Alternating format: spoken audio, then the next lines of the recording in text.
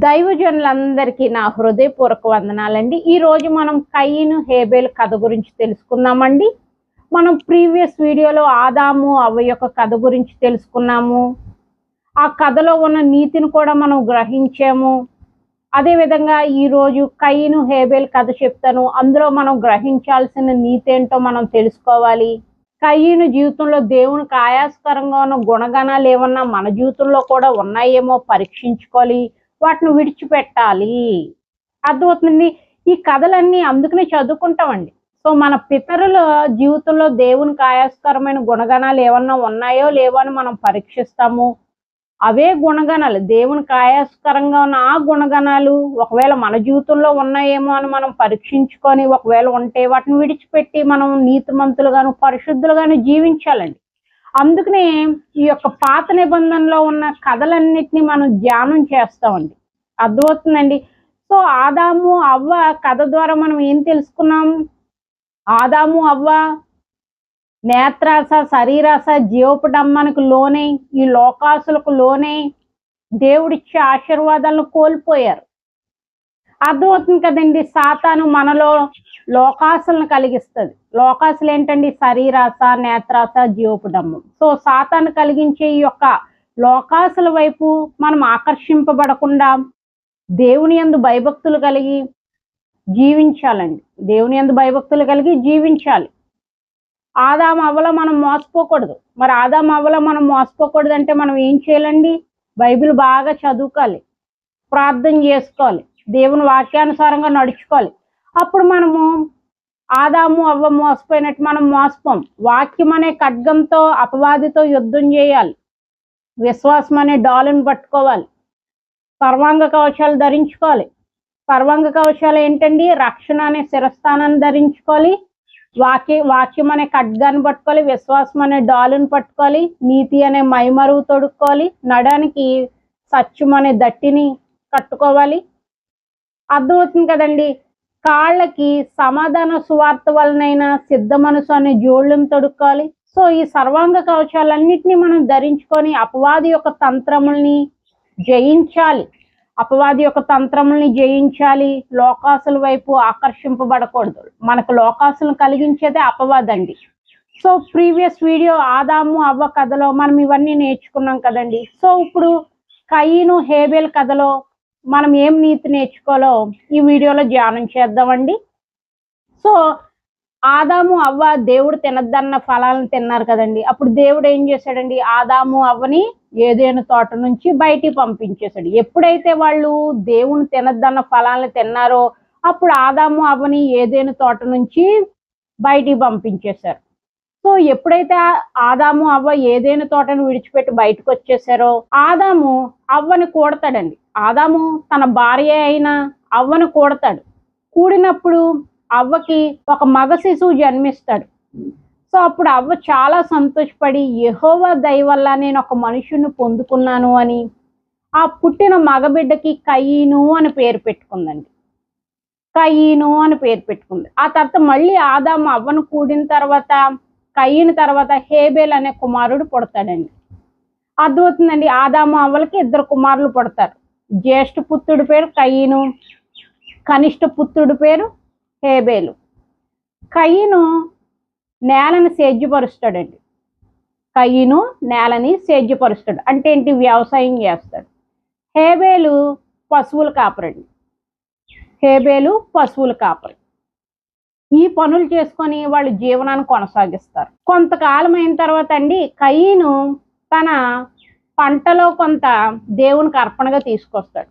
So కయీను కొంతకాలం అయిన తర్వాత తన పొలం పంటలో కొంత భాగాన్ని దేవునికి అర్పణగా తీసుకొస్తాడు. అదేవిధంగా హేబేలు కూడా తన మందలో తొలిచూలు పుట్టిన వాటిలో కొవ్విన వాటిని దేవునికి అర్పణగా తీసుకొస్తారండి. సో అన్నదమ్ములు ఇద్దరు దేవుడికి అర్పణలు తీసుకొస్తారు. అప్పుడు యెహోవా దేవుడు కయీనును కానీ కయీను యొక్క అర్పణను కానీ లక్ష్య పెట్టలేదండి. యెహోవా దేవుడు కయీను కానీ కయీను యొక్క అర్పణను కానీ లక్ష్య పెట్టలేదు. హేబేల్ యొక్క అర్పణని లక్ష్య పెట్టాడు యెహోవా దేవుడు. సో ఎప్పుడైతే కయీను యొక్క అర్పణని దేవుడు లక్ష్య పెట్టలేదో అప్పుడు కయీను కోపం వస్తుందండి. కోపం వచ్చి తన మొహం చిన్నబుచ్చుకుంటాడు. అర్థమవుతుందండి. అసలు ఇక్కడ ఒక క్వశ్చన్ అండి. అసలు యెహోవా దేవుడు కయీను యొక్క అర్పణని ఎందుకు లక్ష్య పెట్టలేదు అన్న క్వశ్చన్ చాలా ఇంపార్టెంట్ అండి. కయీన్ని లక్ష్య పెట్టలేదు, కయీను యొక్క అర్పణని లక్ష్య పెట్టలేదు. కయీన్ని ఎందుకు లక్ష్య పెట్టలేదండి? ఎందుకంటే కయీనుకి విశ్వాసం లేదండి. కయీనుకి విశ్వాసం లేదు, దేవుని యందల విశ్వాసం లేదు, దేవుడి మీద ప్రేమ లేదు, సహోదర ప్రేమ లేదు, అబద్ధికుడు. అర్థమవుతుందండి. ఈ 4 దేవునికి ఆయాస్కరమైన గుణగణాలు కయీనులో ఉన్నాయండి. ఈ 4 దేవునికి ఆయాస్కరమైన గుణగణాలు కయీనులో ఉన్నాయన్నమాట. అర్థమవుతుందండి.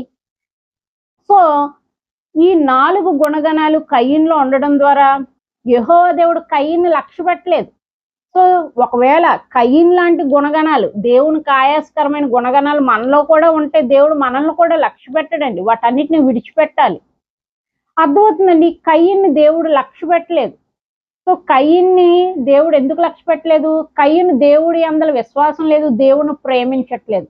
మీరు అడగచ్చు, అసలు కయీను దేవుడిని ప్రేమించట్లేదని మీరు ఎలా చెప్తున్నారండి? బైబిల్లో ఏమన్నా రాసుందా? కయీను దేవుణ్ణి ప్రేమించట్లేదని బైబిల్లో ఏమన్నా రాసుందా అని మీరు నన్ను అడగొచ్చండి. కయీను దేవుణ్ణి ప్రేమించట్లేదు అని నేను ఎలా చెప్తున్నానంటే, కయీను దేవుణ్ణి ప్రేమిస్తే కయీను దేవుడికి శ్రేష్టమైన అర్పణ తీసుకొచ్చేవాడండి. తన పొలపు పంటలో శ్రేష్టమైన భాగాన్ని దేవుడికి అర్పణగా ఇచ్చేవాడండి కయీను. కాకపోతే కయీను శ్రేష్టమైన అర్పణని తీసుకురాలేదు.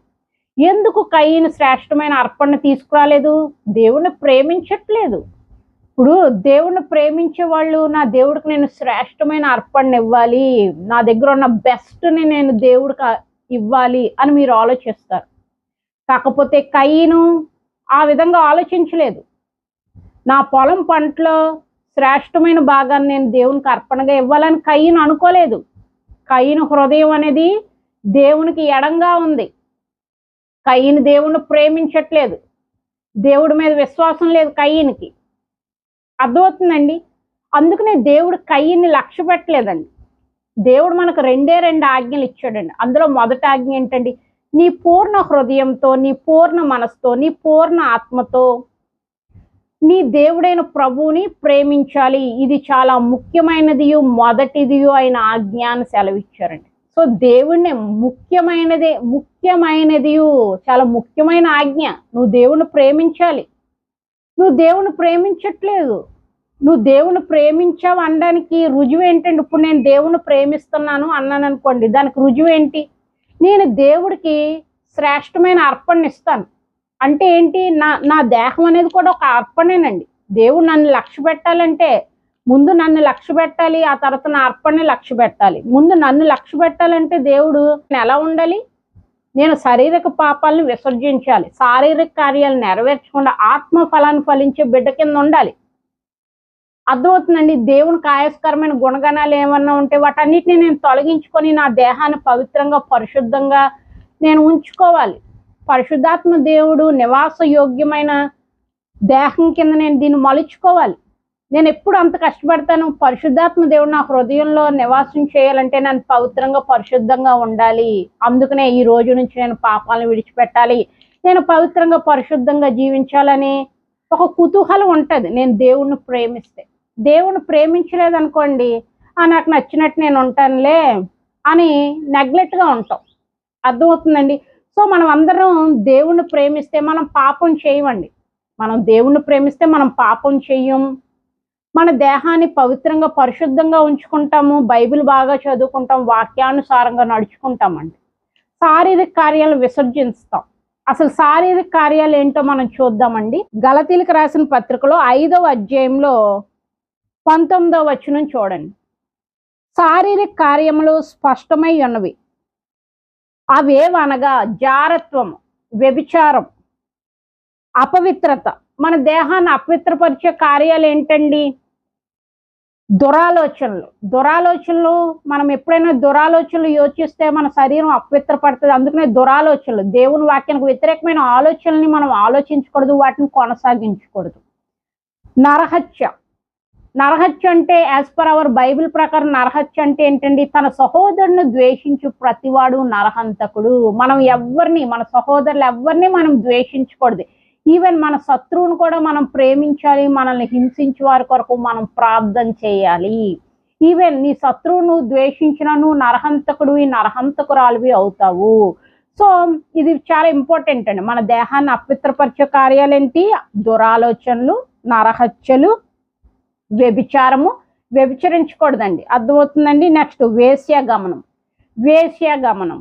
నెక్స్ట్ దొంగతనాలు, అబద్ధ సాక్ష్యములు, పొరుగువారి మీద అబద్ధ సాక్ష్యాలు పలకటం. పొరుగువారు మంచోరైనా వాళ్ళ సాక్షి జీవితాన్ని డిస్ట్రాయ్ చేయడానికి చాలామంది వాళ్ళు మంచోళ్ళు కాదు, వాళ్ళ క్యారెక్టర్ మంచిది కాదు అని నిందలు వేస్తారండి. సో ఇటువంటి వాళ్ళు అపవిత్రులు ఎవరు? పరలోక రాజ్య వారసులు ఎవరని సత్యం మనకు తెలుసు, అర్థమవుతుంది. నెక్స్ట్ దైవ దూషణ, దేవుని కూడా దూషించకూడదు, వ్యభిచారం చేయకూడదు, వేశ్యాగమనము చేయకూడదు, దైవ దోషం చేయకూడదు, అబద్ధ సాక్ష్యాలు పలకూడదు. ఇవన్నీ మన దేహాన్ని అపవిత్రపరుస్తాయి.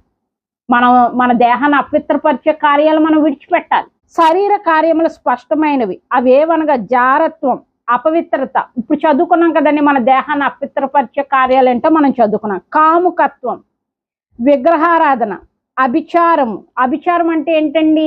బ్లాక్ మ్యాజిక్ అలాంటి మాట. సో మంత్రతంత్రాలు వేయడం, బ్లాక్ మ్యాజిక్ ఇటువంటివి చేయకూడదు మనం. ద్వేషము, కలహము, ద్వేషం, ఎవరిని ద్వేషించకూడదు. కలహ బుద్ధి కలిగి ఉండకూడదండి. నెక్స్ట్ మత్సరము, క్రోధము, కక్షలు పెట్టుకోకూడదు. క్రైస్తవులు ఎవరు కక్షలు పెట్టుకోకూడదు. భేదాలు ఉండకూడదండి. మేము నీతిమంతులు, మేము పవిత్రులు, మీరు పాపాత్ములు, అలాంటి భేదాలు ఉండకూడదు, అర్థమవుతుందండి. సో మతం, కులం పక్కన పెట్టి మనం అందరినీ ప్రేమించాలి, అందరి కొరకు ప్రార్థన చేయాలి. క్రైస్తవులు మతం, కులాన్ని పక్కన పెట్టి ప్రతి సహోదరుడు గురించి ప్రార్థన చేయాలండి. మొన్న పెహల్గామ్ ఉగ్రవాద దాడిలో హైందవ మతస్థులు చాలా మంది చనిపోయారు. వాళ్ళ గురించి మనం ప్రార్థన చేయాలి. వాళ్ళు మన సహోదరులే, వాళ్ళు వేరే మతమైనా, వాళ్ళు క్రీస్తుని విశ్వసించకపోయినా వాళ్ళు మన సహోదరులే. వాళ్ళ గురించి మనం ప్రార్థన చేయాలి, అర్థమవుతుందండి. సో కుల మతాల భేదం లేకుండా క్రైస్తవులందరూ వాళ్ళ యొక్క సహోదరుల గురించి ప్రార్థన చేయాలి. విమతములు, అసూయ, మత్తతులు, అల్లరితో కూడిన ఆటపాటలు మొదలైనవి. శారీరక కార్యాలు ఏంటండి? ఫస్ట్ ఒక్కొక్కటి చూద్దాం. జారత్వం, అపవిత్రత, మన దేహాన్ని అపవిత్రపరిచే కార్యాలు కూడా మనం నేర్చుకున్నాం. నెక్స్ట్ కాముకత్వం, విగ్రహారాధన, అభిచారము, ద్వేషములు, కలహములు, మత్సరములు, క్రోధములు, కక్షలు, భేదాలు, విమతములు, అసూయ, మత్తతులు, అల్లరితో కూడిన ఆటపాటలు మొదలైనవన్నీ శారీరక కార్యాలు. వీటిని మనం విసర్జించాలి. క్రైస్తవులకి జలసి ఉండకూడదు, కక్షలు ఉండకూడదు, అర్థమవుతుందండి. కోపం, క్రోధం ఇవేమీ ఉండకూడదండి. సో క్రైస్తవులు కోపం అనేది ఉండకూడదు. కోపం అనేది దేవుని నీతిని నెరవేర్చదు. మనం కోపపడితే మనం పాపం చేసే ఛాన్సెస్ ఉంటాయండి. అది కూడా ఇప్పుడు మనం ధ్యానం చేద్దాం. సో మనం ఆత్మఫలాన్ని ఫలించే బిడ్డల్లా ఉండాలండి. ఆత్మఫలాలు ఏంటండి? ప్రేమగా ఉండాలి, సహోదర ప్రేమను కలిగి ఉండాలి. సంతోషంగా దేవుని యందు విశ్వాసం ఉంటే మనం ఎప్పుడు సంతోషంగా ఉంటాం. ఎన్ని శోధనలు, వేదనలు ఉన్నా మనం ఎప్పుడు సంతోషంగా ఉంటాం? దేవుని యందు విశ్వాసం ఉంటే దేవుడు ఈ శోధన, వేదన నుంచి నాకు విడుదల అనుగ్రహిస్తాడు అనే విశ్వాసం ఉంటే ఎల్లప్పుడూ సంతోషంగానే ఉంటాం, ఎన్ని శోధనలు, వేదనలు ఉన్నా కూడా. నెక్స్ట్ సమాధానం, అందరితో సమాధానంగా ఉండాలి. దీర్ఘశాంతంగా ఉండాలి. దయాళత్వం, దయగా ఉండాలి. మంచితనము, విశ్వాసము, సాత్వికం, గర్వం లేకుండా ఉండాలండి. ఆశా నిగ్రహం, సెల్ఫ్ కంట్రోల్ అనేది ఉండాలి. క్రైస్తవులకు సెల్ఫ్ కంట్రోల్ ఉండాలండి, అర్థమవుతుందండి. మనకి ధనాపేక్ష ఉండకూడదు. ధనాపేక్ష ఉండకుండా సెల్ఫ్ కంట్రోల్ కలిగి ఉండాలి. అర్థం, ప్రతి దాంట్లో మనం సెల్ఫ్ కంట్రోల్ కలిగి ఉండాలి, అర్థమవుతుందండి. సో సెల్ఫ్ కంట్రోల్ అంటే ఏంటో చెప్తాను. ఒక గవర్నమెంట్ ఎంప్లాయీ ఉన్నాడు. ఆ గవర్నమెంట్ ఎంప్లాయీ దగ్గర ఒక సాతాను సంబంధం వచ్చి నీకు ₹1,00,000 లంచం ఇస్తాను, నువ్వు పలానా పని చేయాలి అని చెప్తాడు. అప్పుడు ఆ గవర్నమెంట్ ఎంప్లాయీ క్రైస్తవుడు అనుకోండి, ఒకవేళ అతను ధనాపేక్ష కలిగి ఉన్నాడు అనుకోండి, అతను ఏం చేస్తాడు? సెల్ఫ్ కంట్రోల్ లేక ఆ ధనాన్ని చూడగానే అపేక్షించి లంచం తీసుకోవడానికి ఒప్పుకుంటాడు. అదే ఆ గవర్నమెంట్ ఎంప్లాయీ క్రైస్తవుడు అనుకోండి, సెల్ఫ్ కంట్రోల్ ఉంటుంది. దేవుడు లంచం తీసుకొద్దా అన్నాడు కదా అని ఆ ధనాన్ని చూసినా టెంప్ట్ అవ్వకుండా ఆశా నిగ్రహంతో నాకొద్దు అని చెప్తాడు, లంచం తీసుకోడు, అది మాట. అలా ఉంటారు క్రైస్తవులు, అలా జీవించాలండి. అర్థమవుతుంది. నెక్స్ట్ చూద్దాం. కయీనుకి దేవుడు అంటే ఇష్టం లేదు, దేవుని యందల అవిశ్వాసం ఉంది, దేవుణ్ణి ప్రేమించట్లేదు. దేవుణ్ణి ఎందుకు ప్రేమించట్లేదు? ఎందుకంటే కయీను సాతాను సంబంధి. కయీను సాతాను సంబంధి కాబట్టి దేవుణ్ణి ప్రేమించట్లేదు. కయీనుకు దేవుడి మీద విశ్వాసం లేదు, దేవుడు అంటే ప్రేమ లేదు. అందుకనే కయీను ఏం చేశాడు? శ్రేష్టమైన అర్పణని దేవుడికి తీసుకురాలేదు. సో తన హృదయం, కయీను యొక్క హృదయం అనేది దేవునికి ఎడంగా ఉంది కాబట్టి దేవుడు కయీన్ని లక్ష్య పెట్టలేదు. అర్థమవుతుందండి. సో కయీన్కి సహోదర ప్రేమ కూడా లేదు. కయీన్ ఏం చేస్తాడు? హేబేల్ని చంపేస్తాడు. కయీన్కి సహోదర ప్రేమ కూడా లేదు. కయీన్ అబద్ధికుడు. హేబేల్ని చంపేసిన తర్వాత యెహోవా దేవుడు వచ్చి కయీన్ అడుగుతాడు, నీ తమ్ముడైన హేబేల్ ఎక్కడంటే కయీన్ ఏం చెప్తాడు? నాకు తెలియదు, నా తమ్ముడికి నేను ఏమన్నా కావాలి వాడినా అని అంటాడు. అర్థమవుతుందండి. సో కయీన్ ఏంటండి? అవిశ్వాసి, సహోదర ప్రేమ లేదు, అబద్ధికుడు. అర్థమవుతుందండి. నరహంతకుడు, తమ్ముడిని చంపేసాడు, నరహంతకుడు. 4 గుణాలు ఉన్నాయి కయీను జీవితంలో, దేవునికి ఆయాస్కరమైన గుణగణాలు. అందుకనే యెహోవా దేవుడు కయీన్ని లక్ష్య పెట్టలేదు. మన దేవుడు హృదయాంతరంగంలో ఎరిగినవాడు. అర్థమవుతుందండి. అందుకనే కయీన్ని లక్ష్య పెట్టలేదు. కయీన్ అర్పణని ఎందుకు లక్ష్య పెట్టలేదు? శ్రేష్టమైన అర్పణ తీసుకురాలేదు. ఆ అర్పణలో దేవుడి మీద ఉన్న ప్రేమ కనిపించలేదు యెహోవా దేవునికి. అర్థమవుతుందండి. హేబేలు శ్రేష్టమైన అర్పణ తీసుకొచ్చాడు. నా దేవుడికి నేను బెస్ట్ ఇవ్వాలి, నా దేవుడు నన్ను అంగీకరించాలంటే నేను బెస్ట్గా ఉండాలి, పరిశుద్ధాత్మ దేవుని చేత నింపబడాలి, పవిత్రంగా పరిశుద్ధంగా జీవించాలి, నేను ఏ పాపాలు చేయకూడదు అని తన్ను పవిత్రంగా ఉంచుకొని ఒక మంచి అర్పణగా తన శరీరాన్ని మలుచుకున్నాడు. అదేవిధంగా దేవునికి శ్రేష్టమైన అర్పణను కూడా తీసుకొచ్చాడు. తొలిచూలు పుట్టిన తన మందలో కొవ్విన వాటిని తీసుకొచ్చాడండి. బెస్ట్ ఇచ్చాడు దేవుడికి. ఎందుకంటే దేవుడిని ప్రేమిస్తున్నాడు కాబట్టి అర్పణ బట్టి దేవుడిని ప్రేమిస్తున్నాడో లేదో చూస్తాడండి. మనల్ని చూసి ఏంటి? మనం దేవుని వాక్యానుసారంగా నడుచుకుంటేనే మనం దేవుణ్ణి ప్రేమించినట్టు. మనం దేవుని వాక్యానికి వ్యతిరేకంగా నడుచుకుంటూ పాపాలు చేస్తే మనం దేవుణ్ణి ప్రేమించినట్టే. అర్థమవుతుందండి. సో మన అర్పణను బట్టి మనం దేవుని ఎంతగా ప్రేమిస్తున్నామో దేవుడికి తెలిసిపోతుంది. అర్థమవుతుందండి.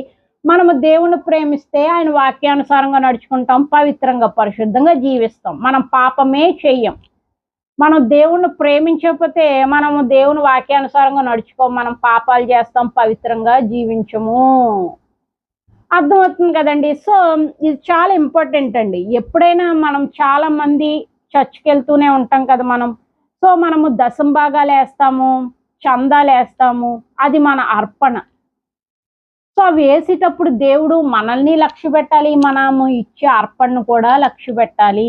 మనల్ని దేవుడు లక్ష్య పెట్టాలంటే చెప్పాను కదా, పాపాలు చేయకూడదు, దేవుని వాక్యానుసారంగా నడుచుకోవాలి, పవిత్రంగా పరిశుద్ధంగా జీవించాలి, దేవునికి ఆయాస్కరమైన గుణగణాలు ఏమన్నా ఉంటే వాటన్నిటిని విడిచిపెట్టాలి. అప్పుడు దేవుడు మనల్ని లక్ష్య పెడతాడు. మన అర్పణని లక్ష్య పెట్టాలంటే మరి మనం ఏం చేయాలి? మన వర్కింగ్ ప్లేస్లో మనం లంచాలు తీసుకోనో లేకపోతే అనీతి కార్యాలు చేసో సంపాదించిన డబ్బులు దేవుడికి ఇవ్వకూడదు. మనం కష్టపడి నీతి మార్గంలో సంపాదించిన డబ్బుల్ని, అది బెస్ట్ అండి, అది బెస్ట్. అటువంటి డబ్బుల్ని దేవుడికి ఇవ్వాలి. కానీ లంచాలు తీసుకొని దొంగతనాలు చేసిన డబ్బులు, వ్యభిచారం ద్వారా సంపాదించిన డబ్బుల్ని దేవుడికి ఇవ్వకూడదు. అప్పుడు దేవుడు మనల్ని కానీ మన యొక్క అర్పణలు కానీ లక్ష్య పెట్టడు. అది గుర్తుపెట్టుకోవాలండి, అది గుర్తుపెట్టుకోవాలి. అర్థమవుతుందండి. సో పాపం చేస్తూ మీరు ఎంత డబ్బులు సంపాదించినా మిమ్మల్ని కానీ మీ అర్పణను కానీ దేవుడు లక్ష్య పెట్టడు. అర్థమవుతుందండి.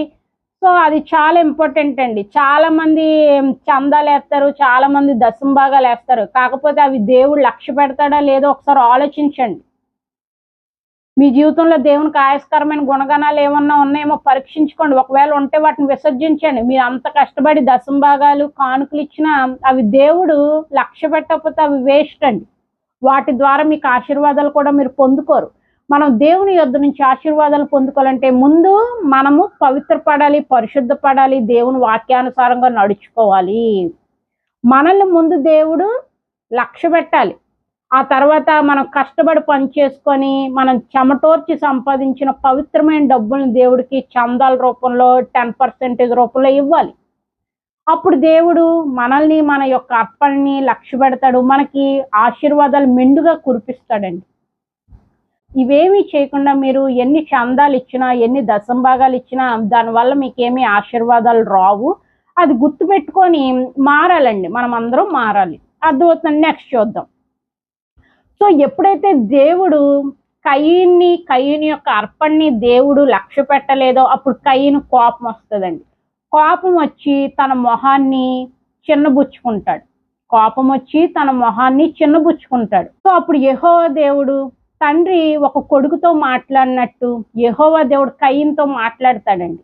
ఏమని మాట్లాడతాడో తెలుసా? ఓ కయీను, కోపమేలా, నీ మొహాన్ని ఎందుకు చిన్నబుచ్చుకున్నావు? నువ్వు సత్కార్యం చేస్తే తల ఎత్తుకునేవాడు కదా. మరి నీ జీవితంలో నాకు ఆయాస్కరమైన గుణగణాలు ఉన్నాయి, వాటన్నిటిని నువ్వు విడిచిపెట్టాలి కదా. విడిచిపెట్టలేదు. కొన్ని శ్రేష్టమైన అర్పణని ఏమన్నా తీసుకొచ్చావో? తీసుకురాలేదు. అందుకనే కదా నిన్ను నీ అర్పణని నేను లక్ష్య పెట్టలేదు. మరి నువ్వు సత్కార్యం చేయలేదు కదా. ఈ పాటికి నువ్వు సత్కార్యం చేస్తే నీ తల ఎత్తుకునేవాడు కదా అని దేవుడు ఎంతో చక్కగా ఒక తండ్రి కుమారుడితో మాట్లాడినట్టు మాట్లాడుతున్నాడండి. ఇంకా చెప్పాడు, నువ్వు సత్కార్యం చేయకపోతే పాపం నీ వాకిట పొంచి ఉంటది, పాపానికి నీ మీద వాంఛ కలుగుతుంది, నువ్వు పాపాన్ని ఏలతావు. అర్థమవుతుంది. నీ వాక్యానికి అర్థం ఏంటో తెలుసండి. ఒకవేళ మనం సత్కార్యాలు చేయకపోతే, దేవుని ప్రేమించకుండా, సహోదరుని ప్రేమించకుండా ఉంటే పాపం మన వాకిట పొంచి ఉంటది, పాపానికి మనం ఏదో వాంఛ కలుగుతుంది. సో మనం దాన్ని ఏళ్తాం. అంటే జీవితాంతం మనం పాపపు జీవితంలోనే ఉంటాం. జీవితాంతం మనం పాపం చేస్తూనే ఉంటాం. పాపం అంటే ఏంటి? అజ్ఞాతిక్రమమే పాపం. అర్థమవుతుందండి. సో జీవితాంతం పాపం చేసేవాళ్ళు బలాత్కారుల చేతుల్లో చిక్కుపోతారండి. వాళ్ళ జీవితాంతం దేవుని వాక్యానికి వ్యతిరేకంగానే నడుచుకుంటారు. సాక్షి జీవితాన్ని కలిగి ఉండరు. వాళ్ళ జీవితాన్ని మార్చుకోవాలి అనే జ్ఞానం కూడా వాళ్ళకు ఉండదు. ఎందుకంటే వాళ్ళు బలాత్కారుల చేతుల్లో చిక్కుపోతారు. బలాత్కారులు ఏ విధంగా జీవించమంటే అదే విధంగా జీవిస్తారు. బలాత్కారులు, నువ్వు దేవుని వాక్యానికి వ్యతిరేకంగా నడుచుకోవాలి, నీ భార్యను వదిలేయాలి, నీ పిల్లల్ని వదిలేయాలి, వాళ్ళని పోషించకూడదు అని చెప్తే వాళ్ళు అలాగే చేస్తారు. ఎందుకంటే లేకపోతే నీ కెరియర్ అనేది గ్రోత్ ఉండదు అని చెప్తారు. సో కెరియర్ గ్రోత్ కోసం దేవుడి మీద విశ్వాసం ఉండదు, అవిశ్వాసం. దేవుడి మీద విశ్వాసం ఉండదు వాళ్ళకి.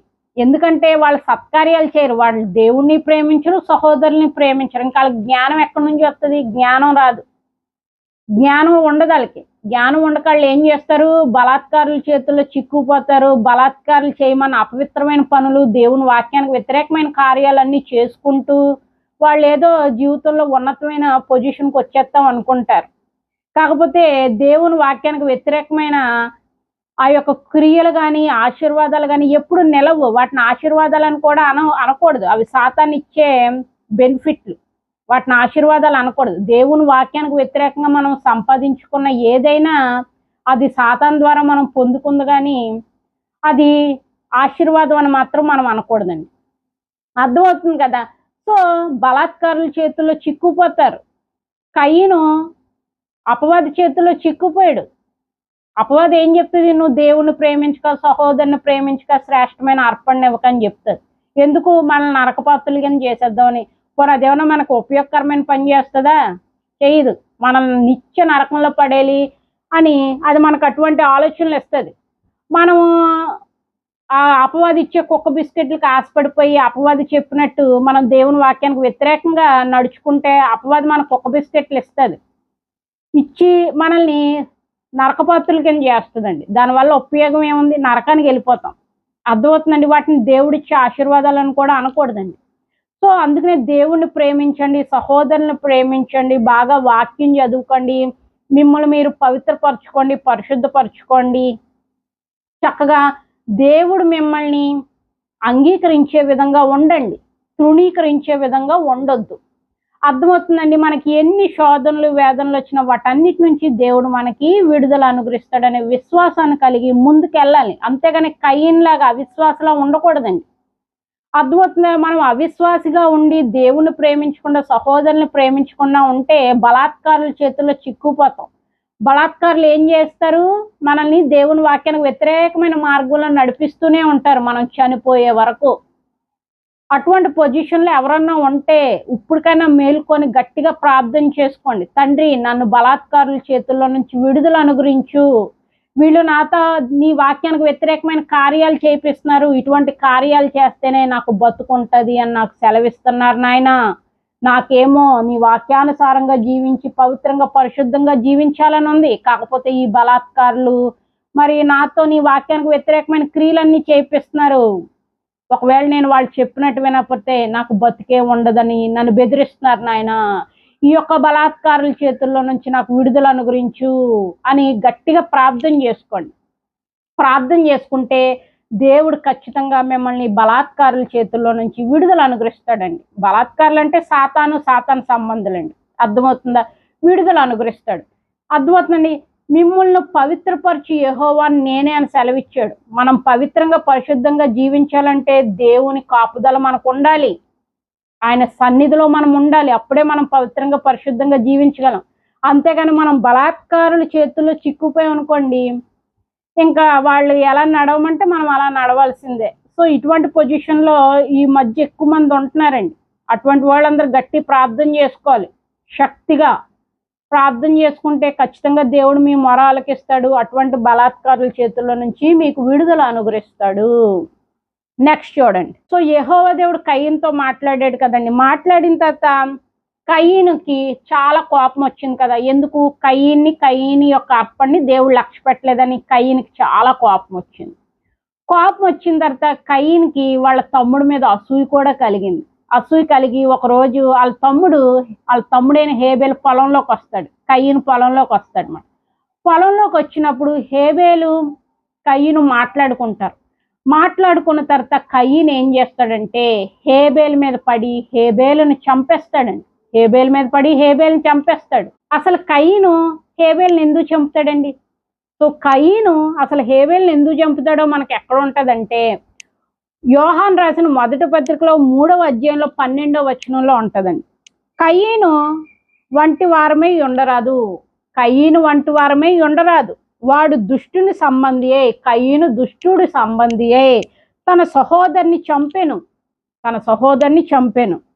వాడు అతన్ని ఎందుకు చంపెను? కయీను అసలు హేబేల్ని ఎందుకు చంపాడు? ఇక్కడ రీజన్ చెప్తున్నట్టు చూడండి. తన క్రియలు చెడ్డవియు, తన సహోదరుని క్రియలు నీతి గలవీనై ఉండేను గనుకనే కదా. సో ఎందుకు చంపాడు? కయీను యొక్క క్రియలు చెడ్డవి, తన తమ్ముడైన హేబేలు క్రియలు నీతిమంతమైనవి. అందుకనే కయీను హేబేల్ని చంపేశాడండి. అర్థమవుతుందండి. అందుకనే కయీను హేబేల్ని చంపేశాడు. హేబేలేమో నీతిమంతంగా జీవిస్తున్నాడు. నీతిమంతుల్ని ఈ లోకం ద్వేషిస్తుందండి. సో ఇక్కడ అదే ఉంది. ఆ తర్వాత చూడండి. లోకము మిమ్మల్ని ద్వేషించిన ఎడలా ఆశ్చర్యపడకుడి. లోకం మిమ్మల్ని ద్వేషిస్తే మీరు ఆశ్చర్యపడద్దు. హేబేలు నీతిమంతుడు. కయీను హేబేల్ని ద్వేషించాడు. ఎందుకు ద్వేషించాడు? హేబేలు యొక్క క్రియలు నీతిమంతమైనవి. అందుకనే కయీను హేబేల్ని ద్వేషించాడు. నీతిమంతుల్ని లోకస్తులకు ద్వేషిస్తారు. నీతిమంతుల్ని ఈ లోకస్తులు ద్వేషిస్తారు. కయీను లోక సంబంధి, హేబేలు దేవుని సంబంధి. సో అందుకనే కయీను దేవుని సంబంధి అయిన హేబేల్ని ద్వేషించాడు. హేబేల్ని చంపేశాడు. ఎందుకంటే హేబేలు యొక్క క్రియలు నీతిమంతమైనవి. అర్థమవుతుందండి. చూడండి ఇక్కడ మనకి ఇంకా మంచిగా చెప్పారు. ఇక్కడ చూడండి.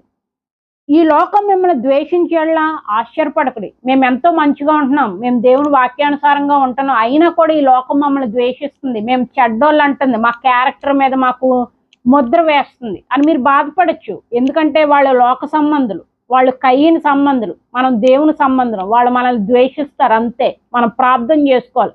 మిమ్ము హింసించే వారి గురించి ప్రార్థన చేయండి. అర్థమైంది కదండి. అసలు కయీను హేబేల్ని ఎందుకు చంపేస్తాడో మీకు అర్థమైంది కదా. కయీను లోక సంబంధి.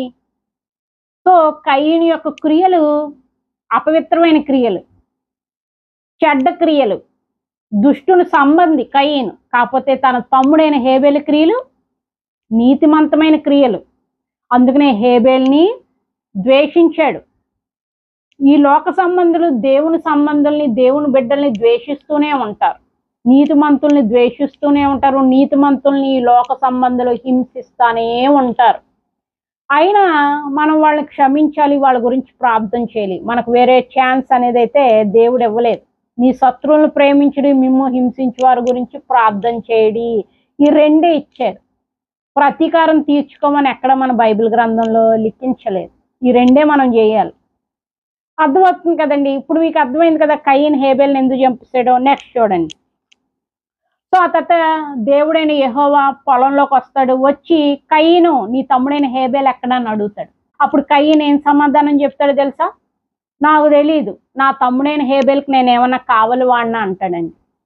అర్థమవుతుంది. కయీన్ ఏమంటాడు? నాకు తెలీదు, నా తమ్ముడైన హేబెల్కి నేను ఏమన్నా కావాలి వాడినా అని యెహోవా దేవుడికి ఎంతో రెక్లెస్గా సమాధానం చెప్తాడండి. అసలు కయీన్కి యెహోవా దేవుడు అంటే ఇష్టం లేదు, యెహోవా దేవుడిని విశ్వసించలేదు, ఆయన సృష్టికర్త అని కూడా విశ్వసించలేదు. ఆయనకు మరుగైనది ఏది అయినా ఉంటుందా? ఉండదు.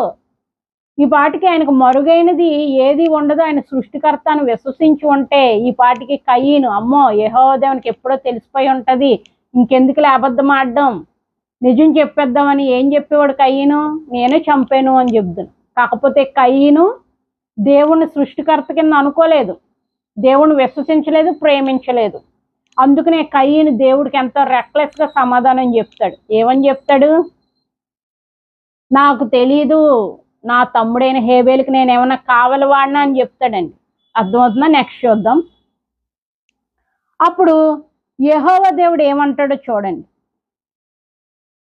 నీవు చేసిన పని ఏమిటి? నీ తమ్ముని రక్తం యొక్క స్వరము నేల నుండి నాకు మొరపెట్టుచున్నది. ఓ కయీను, నువ్వు చేసిన పని ఏంటి? నీ తమ్ముని యొక్క రక్తం యొక్క స్వరం నేల నుండి నాకు మొరపెడుతుంది అని చెప్తాడండి. అప్పుడు కయీను దేవుని విశ్వసిస్తాడు. అమ్మో ఆయన సృష్టికర్త, నేను ఎవరో చూడట్లేదని హేబెల్ని చంపేశాను, కాకపోతే ఈయన సృష్టికర్త కాబట్టి నేను హేబెల్ని చంపిన విషయం యెహోవా దేవునికి తెలిసిపోయిందని ఆ రోజు నుంచి యెహోవా దేవుని విశ్వసించడం స్టార్ట్ చేశాడు కయీను.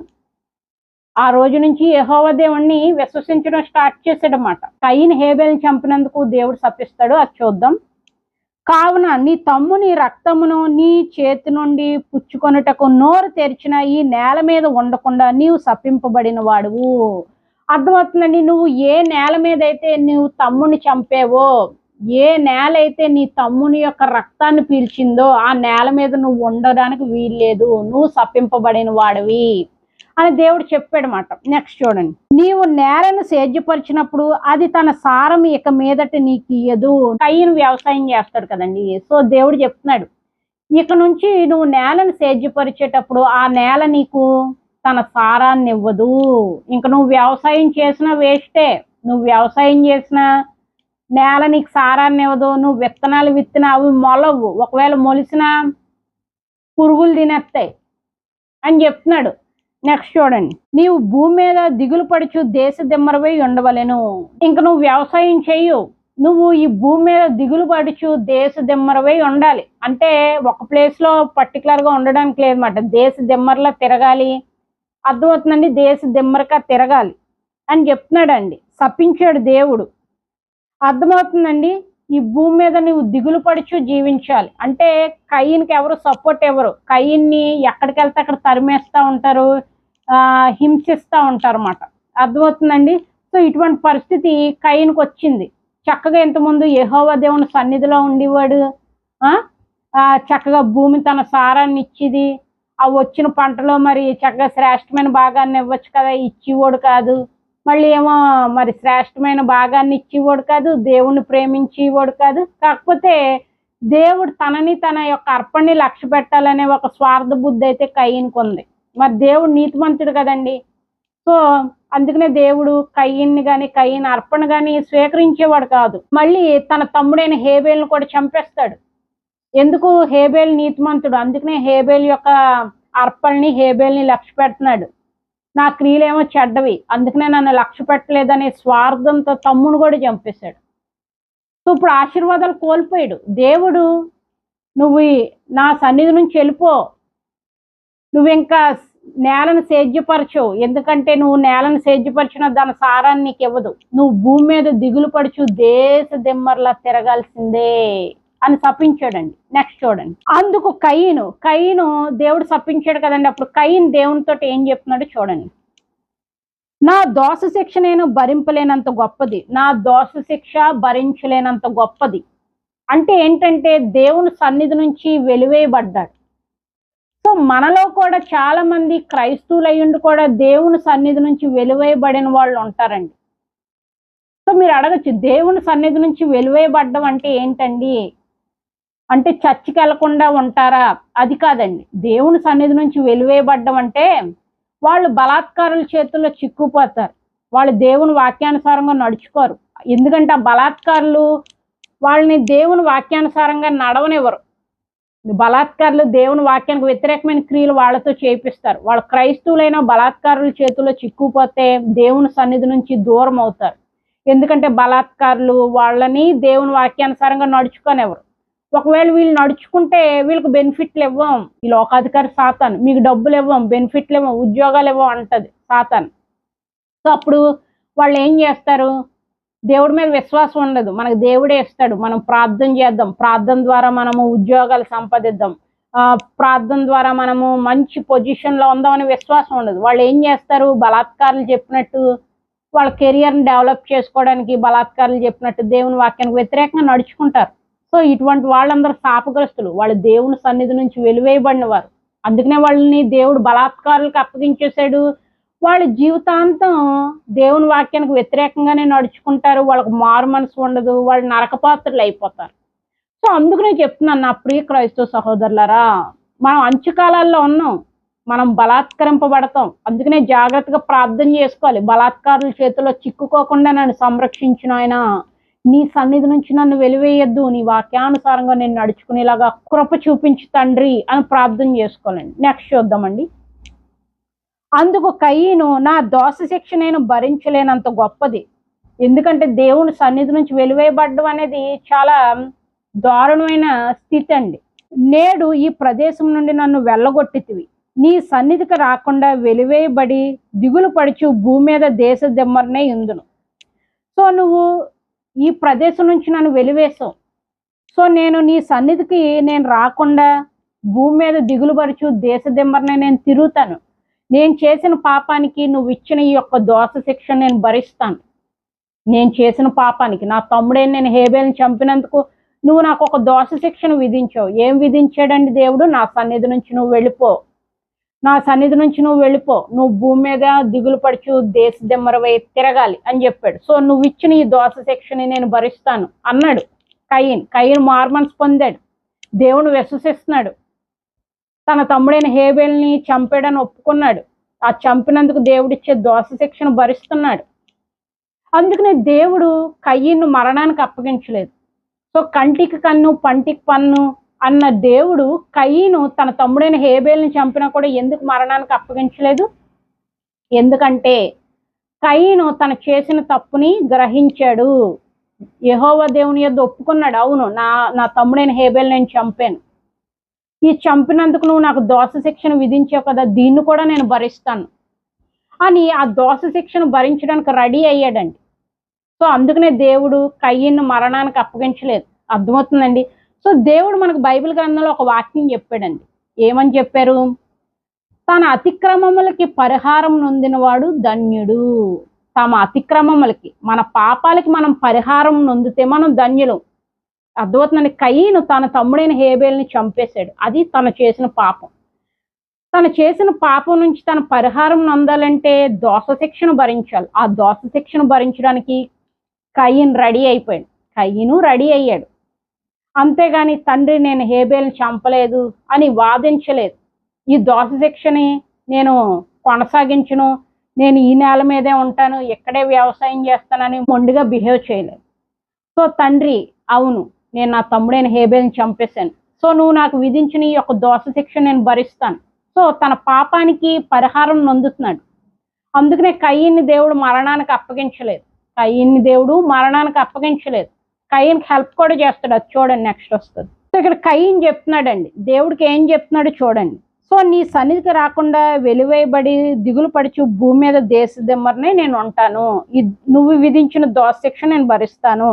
కావున నన్ను కనుగొనివాడు ఎవడో వాడు నన్ను చంపునని యెహోవాతో అనెను. సో మరి నేను దేశదిమ్మరినే తిరుగుతున్నప్పుడు మరి ఎవరైనా నన్ను కనుగొని నన్ను చంపేస్తారేమో అని భయపడుతున్నాడు అనమాట. అందుకు యెహోవా అతనితో, సో అందుకు యెహోవా దేవుడు కయీనుతో ఏమంటున్నాడంటే, కాబట్టి ఎవడైనాను కయీనును చంపిన యెడల వాడికి ప్రతిదండనగా 7 అంతలు కలిగెను. మరియు ఎవడైనాను కయీనును కనుగొని అతన్ని చంపక ఉండునట్లు యెహోవా అతనికి ఒక గుర్తు వేసెను. అర్థమవుతుంది కదండి. సో యెహోవా కయీనుకి ఒక గుర్తు వేసాడు.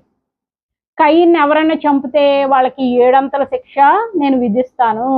కయీన్ని ఎవరు కనుగొనకుండా యెహోవా దేవుడు కయీనుకి ఒక గుర్తు వేస్తాడు. ఈ విధంగా కయీన్ని దేవుడు సంరక్షించాడండి. ఎందుకు దేవుడు కయీన్ని సంరక్షించాడు?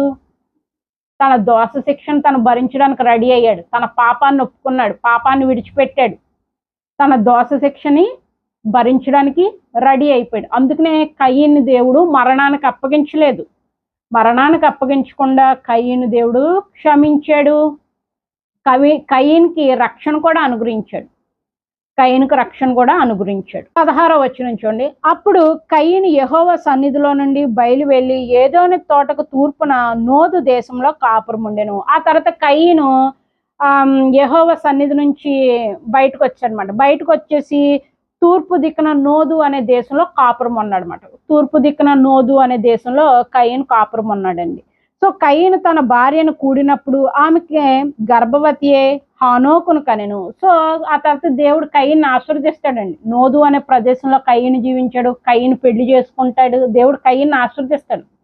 సో అప్పుడు కయీను తన భార్యను కూడినప్పుడు హానోకు అనే కుమారుడు పుడతాడు. ఆ తర్వాత కయీను ఒక ఊరినే కడతాడు. ఊరిని కట్టి తన కుమారుడు పేరైన హానోకు అనే పేరుని ఆ యొక్క ఊరికి పెడతాడండి. సో దేవుడు ఈ విధంగా కయీన్ని ఆశీర్వదించాడు. అర్థమవుతుందండి. మనం కూడా ఈ లోకంలో ఎన్నో పాపాలు చేస్తూ ఉంటాం. సో వాటన్నిటిని ఒప్పుకోవాలి, వాటిని విడిచిపెట్టాలి. ఒకవేళ ఆ పాపాల ద్వారా వచ్చిన శిక్షను కూడా మనం భరించాలి. అప్పుడు దేవుడు మనల్ని జీవ మార్గంలో నడిపిస్తాడు. మన పాపాలకి ఈ భూమి మీదే మనం పరిహారం పొందాలి. అప్పుడు మనం పరలోక రాజ్య వారసులం అవుతాం. మనం మరణానికి అప్పగింపబడం. ఈ లోకంలో పుట్టిన ప్రతి మనిషి చనిపోతారండి. కాకపోతే రెండో మరణంలో మనకి పాలు పంపులు ఉండకూడదు. రెండో మరణం అంటే ఏంటి? యేసే రెండో రాకల్లో ఒకవేళ మన ఆత్మ కానీ ఎత్తబడకపోతే మనం నరకపాత్రలం అయిపోతాం. సో ఆ మరణంలో మనం పాలు పంపులు పొందకూడదు.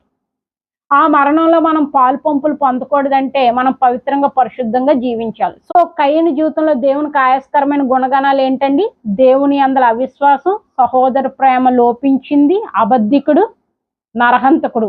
సో ఈ 4 లక్షణాలు మనలో ఏమన్నా ఉన్నాయేమో ఒకసారి పరీక్షించుకోవాలి. మనం ఎవరినైనా సహోదరులను ద్వేషిస్తున్నామేమో పరీక్షించుకోవాలి. అర్థమవుతుందండి. ఒకవేళ మనలో దేవుని యందల అవిశ్వాసం ఉందేమో పరీక్షించుకోవాలి. ఒకవేళ కయీనుకున్న ఇటువంటి గుణగణాలు మనలో ఉంటే మనం విడిచిపెట్టాలి.